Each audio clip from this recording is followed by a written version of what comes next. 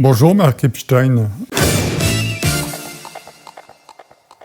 Bonjour, oui, Fréquence Gay, évidemment c'est très loin, c'était il y a un paquet d'années, et en même temps ça reste des souvenirs très forts pour moi. Je suis resté dans cette radio un peu plus de 2 ans, peut-être 2 ans et demi.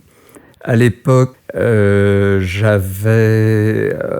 suis arrivé, je pense que je venais tout juste d'avoir 21 ans.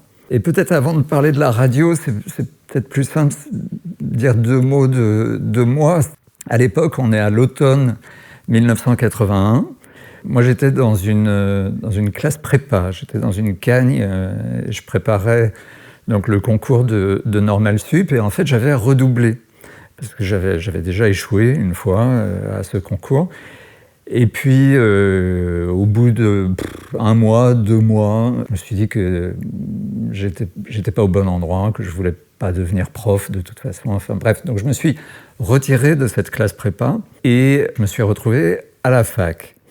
Et quand on a fait une année d'hypocagne, une année de cagne, soudain, se retrouver à la fac, je trouvais ça très facile, quoi. Je trouvais qu'il y avait assez peu de travail à faire. Et du coup, j'avais du temps libre. J'avais du temps libre à l'automne 81. Et à l'automne 81, on est 6 mois après l'élection de François Mitterrand. Même si la loi qui mettait fin au monopole de l'audiovisuel public n'était pas encore passée, dans les faits, ce monopole avait explosé. C'est-à-dire que moi, étudiant, dans la petite chambre de bonne que j'occupais à l'époque, je me souviens très bien passer des nuits entières à balayer la bande FM comme ça, à l'été 81, et entendre, par exemple, la musique, une bande, donc enregistrée évidemment, qui annonçait à l'automne la création d'une radio qui allait s'appeler Énergie. Et alors, c'était une musique boum-boum dont on n'avait pas du tout l'habitude, parce que sur France Inter, sur France Culture, sur France Musique et sur FIP, les seules radios qui existaient à l'époque sur la bande FM, on passait pas beaucoup de boum-boum. Et donc, c'était plein de promesses. Les premières radios de l'époque, je me souviens, donc en 81, que j'écoutais dans ma chambre comme ça. C'était donc une espèce de balise musicale de Énergie. C'était une radio qui s'appelait Radio Ivre. Radio Ivre, dès avant l'élection de Mitterrand, dès les premiers mois de 81, émettait pratiquement toutes les nuits. Et moi, je faisais partie des très rares auditeurs de l'époque qui se baladaient sur la bande FM, parce que dès qu'une émission commençait à être diffusée, il y avait une sorte de bloqueur. On entendait bip. Et l'État, ça paraît fou maintenant, mais l'État essayait de bloquer, donc de défendre le monopole. Et du coup, d'une minute à l'autre, Radio Ivre changeait de fréquence, et tout ce temps qu'on était, nous, auditeurs un peu clandestins, on tournait le gros bouton du tuner et on retrouvait. À l'époque, j'avais l'espoir, mais auquel je croyais à peine, de devenir journaliste un jour. Mais pour toutes ces raisons, c'est-à-dire l'amour de la radio, l'envie de devenir journaliste, ça m'intéressait. Tout ça m'intéressait. Je quitte la classe prépa, j'ai soudain du temps libre, et un ami me parle d'une radio qui était en train de se monter, qui s'appelait Fréquence Gay, et où un autre ami, un ami commun, dont le surnom était Kermit, comme la grenouille dans Rue Sésame, Kermit donc, et une certaine Christine, je me souviens à l'époque, avaient un projet d'émission sur la bande dessinée. Et c'est comme ça que je suis rentré à Fréquence Gay, en fait. C'est-à-dire que tous les dimanches soirs, j'allais dans ce qui était le tout premier studio de Fréquence Gay, à partir du moment où la radio a commencé à émettre, donc à l'automne 81. Moi, j'ai dû rejoindre la station à la mi-octobre ou début novembre 81. Et j'assurais la technique au début de cette émission consacrée à la bande dessinée.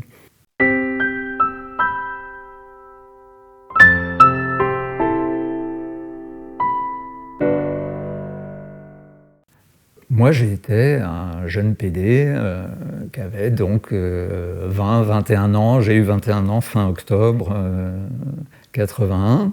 J'étais à l'aise avec mon orientation sexuelle. La famille a toujours été plutôt à l'aise.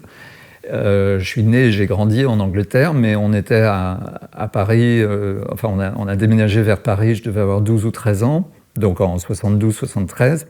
Et surtout, j'avais cette chance incroyable d'habiter dans une chambre de bonne, au-dessus de l'appartement familial, dans le quartier de l'Odéon, près de Saint-Germain-des-Prés. Donc dans un quartier bourgeois et qui, pour l'époque en tout cas, était relativement à l'aise avec ça, quoi, avec l'homosexualité. Il me semble que c'est à la fin des années 70, je suis allé à la librairie La Une, qui était à Saint-Germain-des-Prés à l'époque, en face du drugstore, et je suis tombé, comme ça, par hasard, sur le numéro 0 d'une revue qui allait se lancer, qui allait s'appeler Guépier. Tout ça, et je me souviens d'ailleurs, dans ma chambre de bonne, feuilleter ce numéro 0, être assez intéressé par les papiers, mais être très intéressé par les pubs, parce que soudain, je découvrais qu'il y avait un bar, par exemple, qui s'appelait le Manhattan, qu'il y avait un sauna qui était, si ma mémoire est bonne, boulevard des Italiens. On est évidemment très loin, très longtemps avant Internet, on est même avant le Minitel. Et donc, la presse papier, c'était un peu le réseau de l'époque, quoi. C'est là que les infos circulaient. Alors que j'étais encore au lycée, en terminale, donc là, pour le coup, je recule un peu dans le temps, on est en 78, 18, 19. J'allais avec un copain de classe, un peu tremblant, je dois dire, dans ce qu'était à l'époque la scène gay à Paris, à l'époque qui était rue Sainte-Anne, qui était le 7, qui coûtait une blinde, mais comme on était jeunes et mignons, on nous laissait rentrer gratuitement, donc ça permettait d'aller danser à l'œil au sous-sol.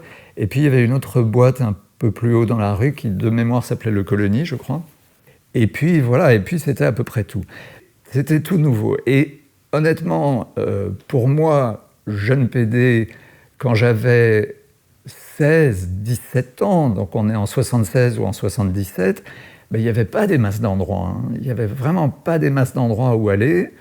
Il y avait des lieux de drague, par exemple les Tuileries.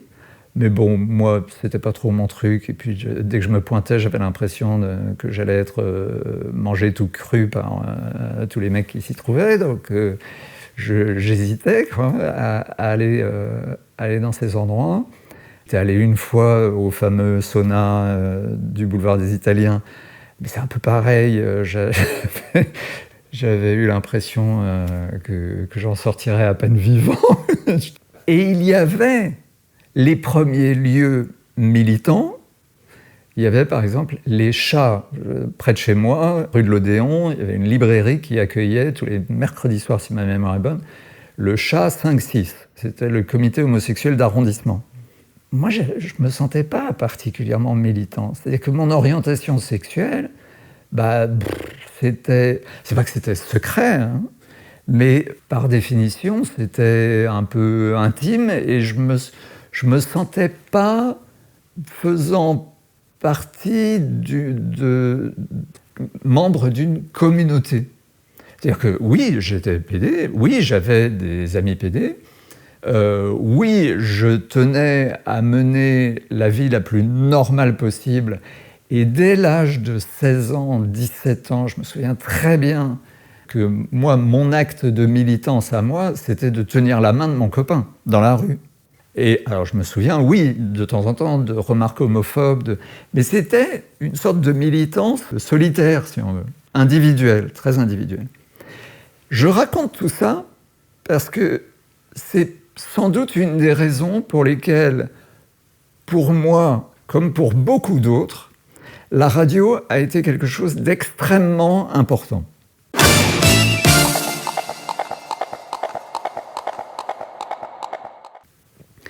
Pourquoi ? Parce que, par définition, dans une radio, on est seul au micro. Et donc, La radio, oui, c'était une association, Fréquence Gay, oui, chacune de ces personnes se succédait en quelque sorte au micro. Et le message militant, si on veut, de Fréquence Gay, c'était ça. C'est-à-dire que la radio, c'est un peu cliché de dire ça, mais par rapport à la télévision, par exemple, c'est un objet intime. Et la radio, elle te laisse libre de faire autre chose en écoutant l'émission. Donc il y avait quelque chose de terriblement subversif, du moins nous, c'est comme ça qu'on le vivait, à rentrer d'une certaine manière dans l'intimité des gens, dans l'appartement des gens, avec des voix qui étaient parfois graves, qui étaient parfois moins graves, qui étaient sérieuses, qui étaient câlines, qui pouvaient être hard à l'occasion. Toute cette palette qui fait précisément la richesse de, alors pour le coup, ce qu'on va appeler la communauté homosexuelle.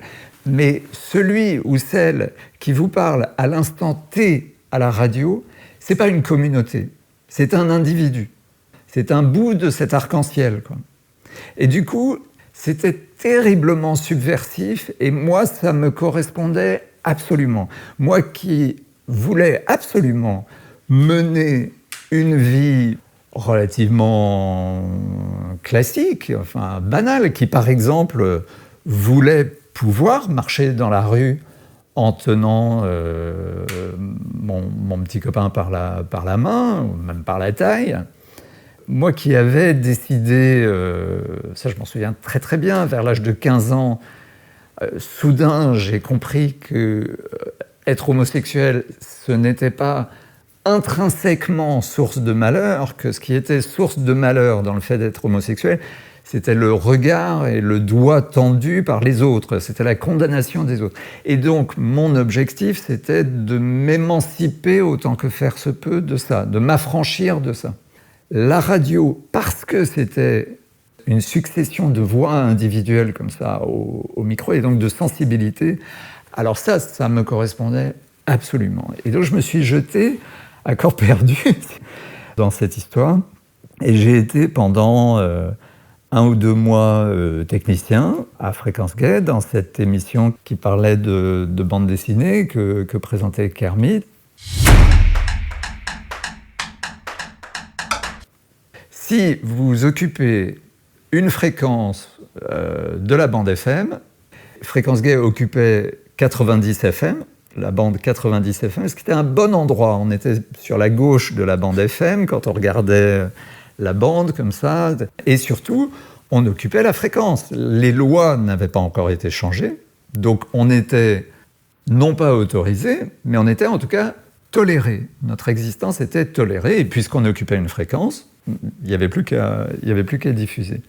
Dès cette époque, de manière assez incroyable, je crois que ça en dit long sur le besoin des gays et des lesbiennes de l'époque de prendre la parole, justement, d'exister, d'être davantage visible.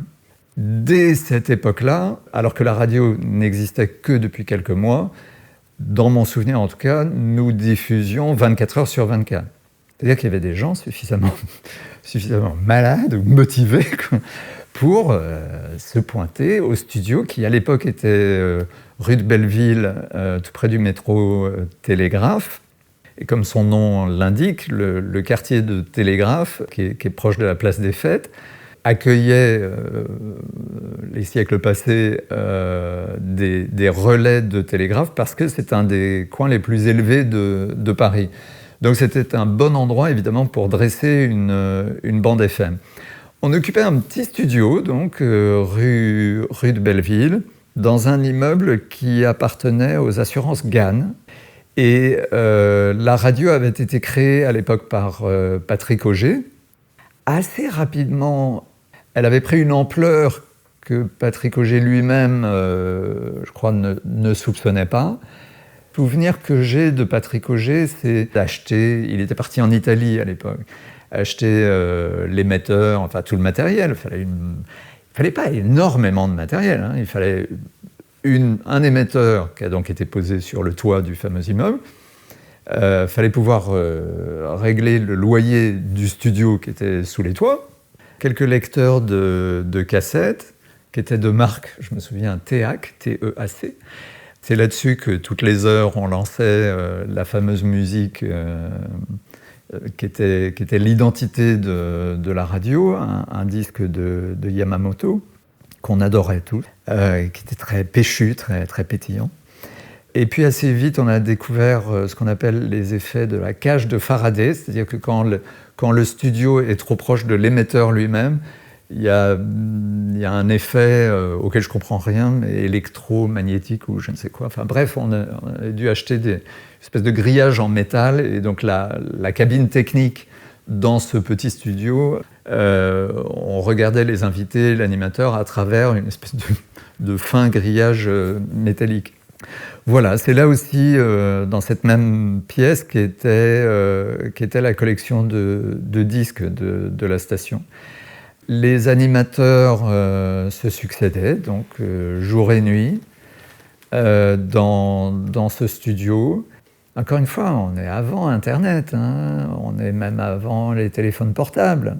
C'est quand même une horlogerie suisse invraisemblable, quoi, que des gens se succèdent en permanence. Moi comme les autres, j'y allais, et moi comme les autres, je n'avais pas la clé de ce studio. Donc on appuyait, bien sûr on avait neutralisé la sonnerie, donc il y avait une petite lumière qui s'allumait dans le studio, on savait qu'il y avait quelqu'un à la porte. Il y a eu très très peu de retard, les gens arrivaient à l'heure, et tout ça tournait plutôt très très bien.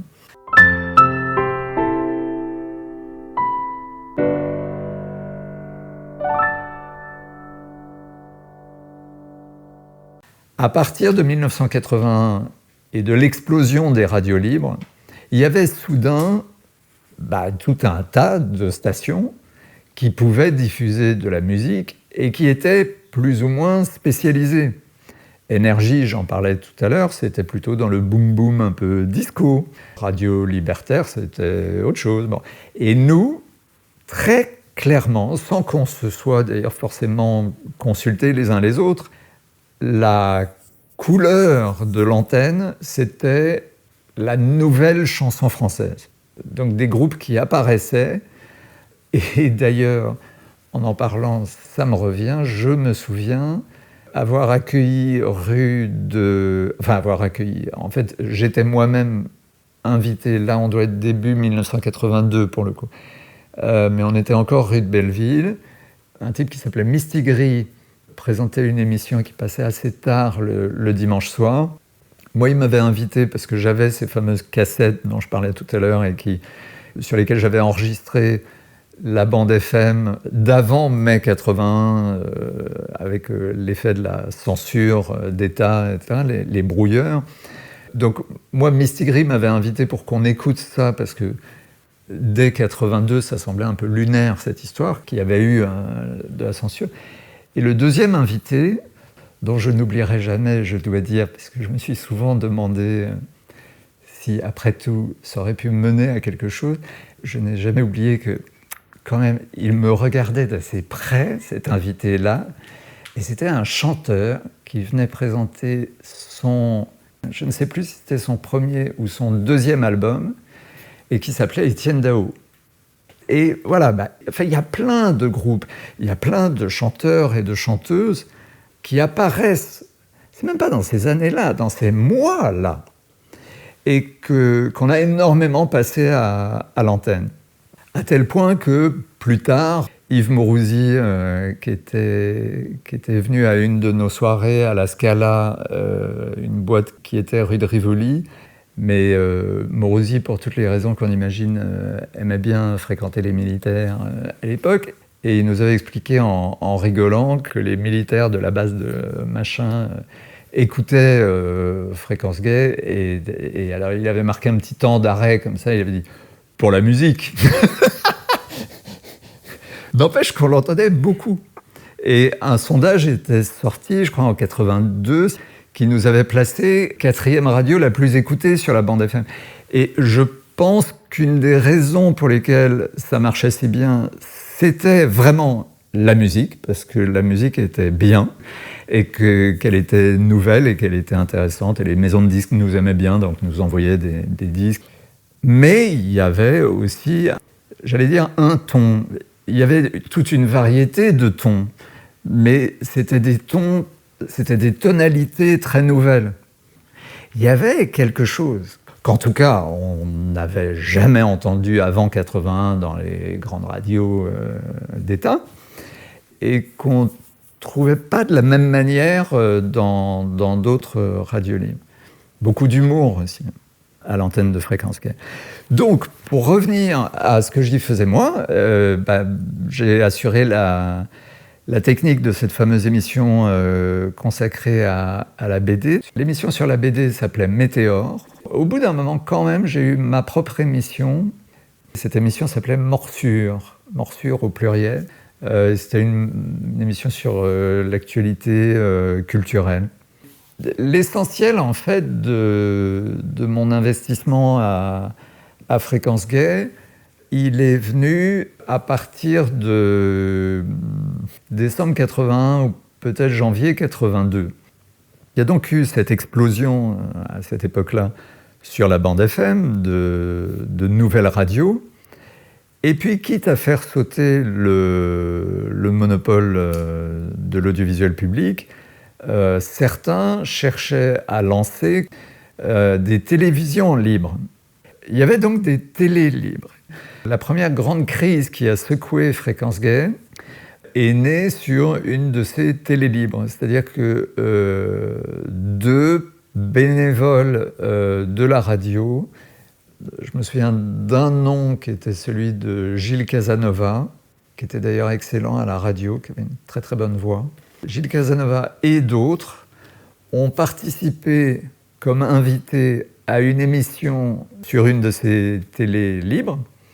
Et manque de chance pour eux, un des bénévoles de la radio, hasard total, était tombé sur cette émission et, manque de chance supplémentaire, il était l'heureux possesseur d'un magnétoscope et il avait pu enregistrer donc l'image. Et il y a eu une assemblée générale de Fréquence Gay où, éberlués, je dois dire, nous avons regardé l'enregistrement vidéo de cette intervention de Gilles Casanova et 2 ou 3 autres bénévoles de Fréquence Gay, expliquant et invitant les téléspectateurs à envoyer des chèques de soutien. Et là-dessus, ils ont donné un numéro de boîte postale et une adresse qui, à nous, était totalement inconnue. Donc, bien sûr, il y a eu une méga crise. Les putschistes poussaient une liste. Si cette liste ne passait pas, ils partiraient et ils emmèneraient avec eux des dizaines de bénévoles, parce qu'il y avait là la frange nettement plus militante, au sens militant du terme, quoi. Des anciens du CUAR, des types qui, alors je peux me tromper, mais des types qui, dans ma mémoire, étaient aussi plutôt d'extrême gauche, des types qui étaient plus politiques, je pense, et qui avaient un esprit plus politique que certainement des bénévoles comme moi, par exemple. Et ce dont je me souviens, c'est que j'ai pas dit grand-chose pendant cet AG, mais j'ai pris la parole vers la fin pour dire que moi, au fond, ça faisait pas longtemps que j'étais là, que je découvrais un peu tout ça. Accessoirement, c'était la première association à laquelle j'adhérais. Moi, j'étais un nouveau venu dans ces histoires.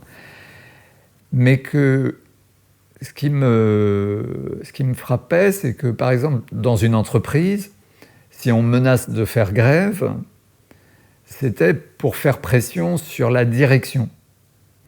Or, là, on avait un groupe de gens, les auteurs de la fameuse vidéo passée à la télé et leur soutien, qui faisaient pression sur une assemblée générale, donc sur l'ensemble de la communauté, quoi.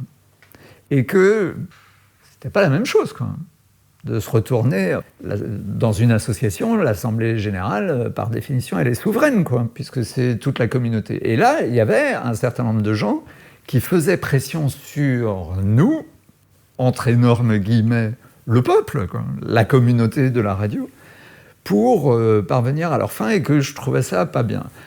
Ça a déchaîné des applaudissements, etc. Et v'là-t-il pas que de manière absolument pas réfléchie à l'avance, je me retrouve propulsé au bureau de cette radio. Luc-Olivier Bézu, qui était en tête de l'autre liste, est devenu président. Le trésorier, qui, je crois, dans la loi, est le deuxième personnage le plus important dans une association. Soudain, c'est devenu ma pomme, alors que jamais j'avais envisagé ça, quoi. Et donc, quelques mois après mon arrivée, me voilà devenu trésorier de Fréquence Gay.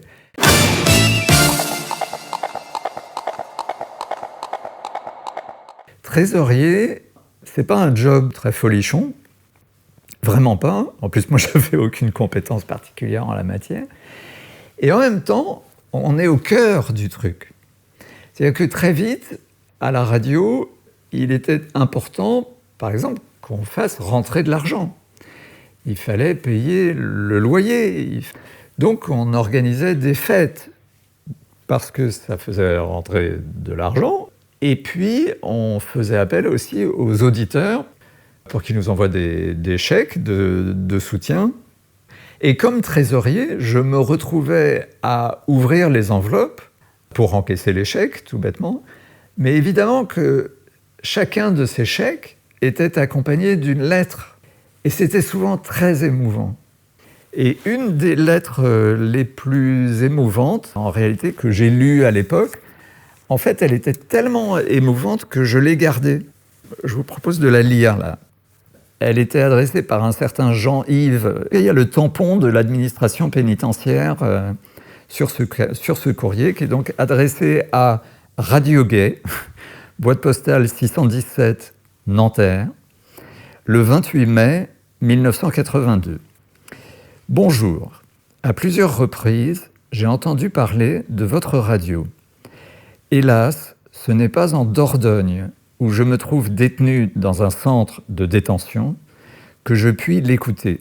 Je le regrette sincèrement. Si votre radio m'intéresse, c'est bien évidemment que je suis gay. Un gay totalement isolé, sans aucun contact avec l'extérieur, et qu'en raison de sa personnalité, a du mal à exister, entre guillemets, dans un univers carcéral particulièrement répressif. La sensibilité n'est pas de mise et se cache bien souvent derrière des masques de soi-disant voyous. En ce qui me concerne, j'essaie d'assumer ma personnalité axée sur la compréhension de l'autre, la construction, la beauté, parenthèse, peut-être pour mieux atténuer les souffrances intérieures, fermez la parenthèse, la tendresse.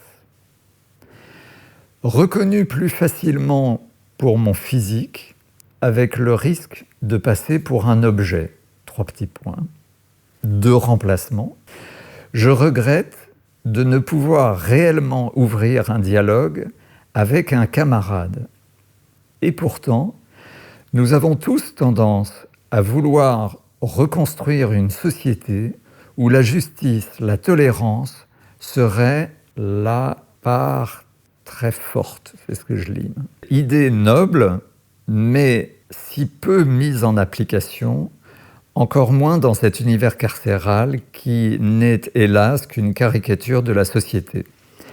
Assez jeune pour vouloir croire au lendemain, mais pas qui chante, mais qu'on construirait, je fais appel à vous pour que peut-être quelques auditeurs m'aident à y voir un peu plus clair. Vous pouvez donner mon nom et mon adresse. Je ne sais si cela est possible, j'ose l'espérer. Mes goûts sont ceux qui en appellent à la beauté, avec un grand B, et la beauté est vaste, 3 petits points. C'est dire ma soif de savoir, mais sans aucun doute aussi de délicatesse, de tendresse. Pour un regard juste dans sa franchise, je fais don de ma main largement ouverte et peut-être plus encore de ma spontanéité. À tous, je vous offre l'héritage de mes mois de détention, mes souffrances, mes joies, mes peines, mes larmes, mon espérance, ma force de vivre. En toute amitié, et c'est signé. En 1982, lire ça, c'était comme une sorte de cri, quoi. On parle d'une époque où, en dehors de ses amis, des proches, des gens qu'on peut rencontrer, les seules voix qu'on entend au quotidien, ce sont les voix des médias. Donc des voix un peu formatées, enfin, même quand c'est guêpier, c'est un tout petit peu formaté. Et là, on a un taulard, quoi, qui s'exprime à la première personne du singulier. Alors, il y avait des textes comme ça dans le supplément Sandwich de Libération, par exemple. Il y avait mais à l'époque, c'était encore relativement rare. Et comme trésorier, donc, le courrier des auditeurs, je me souviens que c'était une sorte d'émotion permanente.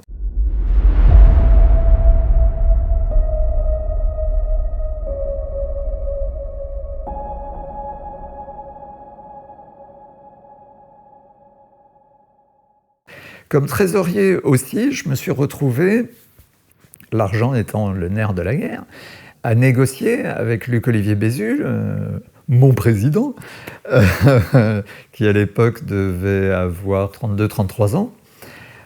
On avait négocié différentes soirées qu'on a pu organiser, alors d'abord de manière ponctuelle, puis de manière plus régulière. Alors les soirées ponctuelles, c'était des soirées au Cirque d'hiver. Je me souviens avoir négocié comme ça avec le fils Bouglione. Alors, il y avait ces soirées au Cirque d'hiver.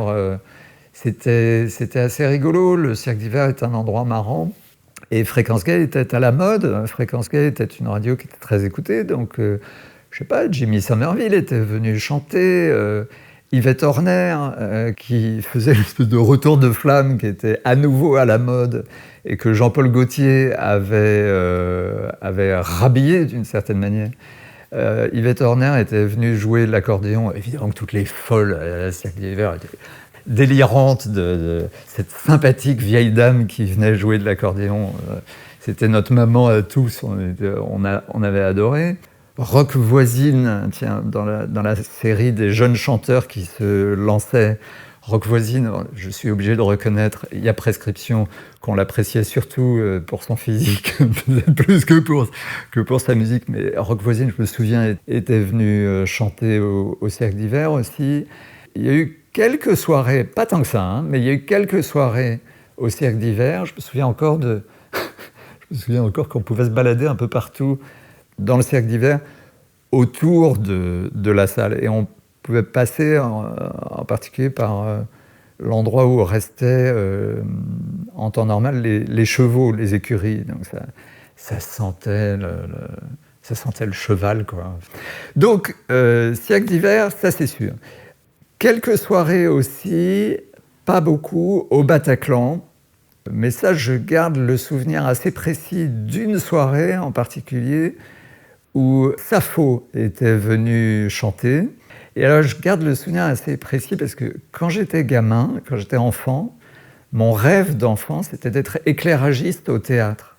Et moi, j'avais rien osé dire, mais pour la scène du Bataclan, on avait dû dépenser un peu de sous et on avait pu louer des spots qui étaient vaguement colorés. On avait pu faire de vagues effets de couleurs, alors qu'en principe, on n'avait pas toujours les moyens de ce genre de truc. Et le Bataclan n'était pas équipé pour ça, en temps normal.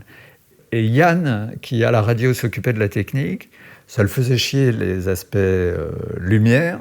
Et donc lui, il avait réglé d'emblée le truc pour qu'il y ait une espèce d'arc-en-ciel permanent. Les couleurs changeaient tout le temps, et la pauvre Sappho, elle devait chanter là-dessus. Alors, les couleurs étaient genre uniformes et assez syncopées, assez rapides comme ça. Il y avait un effet discothèque, mais dans dans une campagne un peu reculée. Enfin, c'était vraiment pas génial. Et Sappho, c'était un peu plainte au micro des lumières et avait dit « Non mais écoutez, on va s'en tenir à un truc un peu simple, juste une lumière, le bleu, ça marche bien. » Et moi, du coup, j'avais osé m'approcher d'Yann en lui disant « Non mais si tu veux, moi ça m'intéresse bien, je peux m'occuper des lumières. » Et donc je m'étais occupé des lumières pour le concert de Sappho. Et c'était la réalisation d'un rêve d'enfant. Donc j'ai un souvenir très précis de cette soirée-là au Bataclan. On a organisé au moins une soirée aussi au Palais de la Mutualité, ça c'est sûr. Et on a organisé des soirées régulières, un soir de la semaine. En tout cas, je me souviens être allé voir Fabrice et Maher au Palace, pareil, pour négocier le montant qu'on allait toucher toutes les semaines pour nos soirées. Et puis, on a organisé des soirées régulières aussi, donc dans cette boîte rue de Rivoli qui s'appelait La Scala. Ça peut sembler étonnant maintenant, puisque je suis là en 2022 en train de parler d'une radio gay. Alors on pense tout de suite radio communautaire, ça devait pas être énorme. Mais si, c'était d'abord, c'était encore une fois selon le sondage qu'avait fait, je ne sais plus qui, mais un organisme officiel. C'était la 4e radio la plus écoutée sur la bande FM. Et surtout, il y avait une telle explosion. Il y avait ce Far West sur la bande FM. Il y avait des radios partout. Et parmi ces nouvelles radios libres, on était une grosse radio, quoi. On était derrière Énergie, parce que Énergie balayait tout, mais on était une grosse radio. Et on était en particulier, sans doute, une des plus grosses radios où on parlait, où il n'y avait pas que de la musique. Il y avait de la musique, mais il y avait du contenu aussi.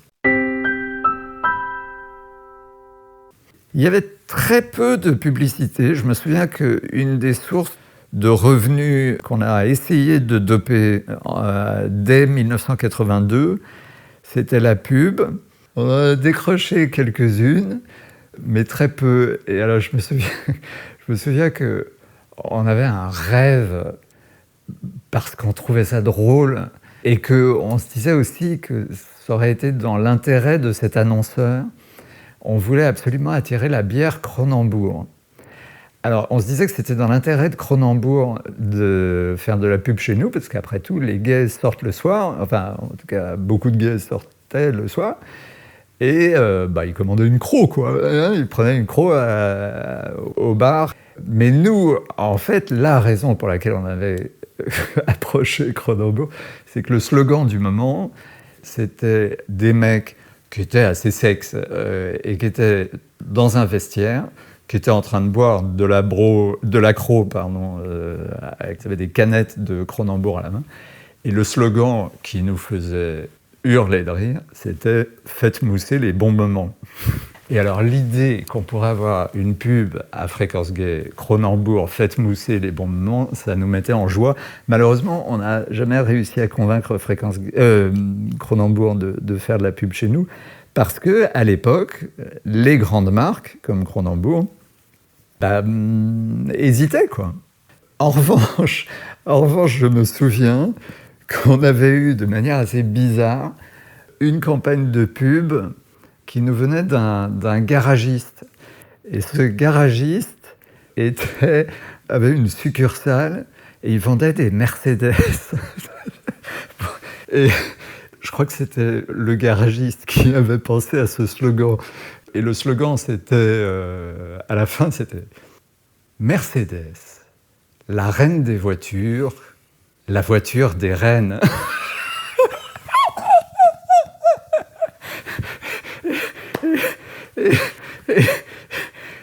Et ça, c'était tellement Fréquence Gay.